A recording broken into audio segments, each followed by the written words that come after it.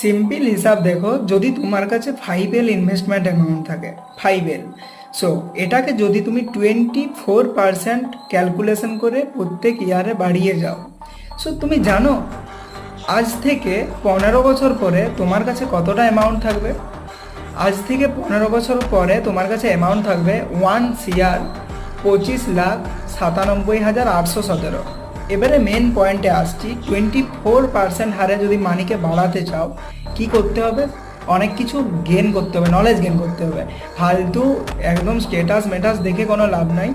Try to increase your investment by daily basis. And একটা link নিচে forward করছি, এই লিঙ্কটা দেখো যে সুইং ট্রেডিংয়ে তুমি কীভাবে ফুলফিল করতে পারবে তোমার 25%টা। এটা কোনো টেলিগ্রাম চ্যানেলে তোমাকে হেল্প করবে না কোনো তোমাকে কেউ টিপস দিয়ে দেবে যে এই স্টকটা কিনো ওই স্টকটা কিনো, এটাতে পসিবল নয়। ভিডিওটা দেখো তারপরে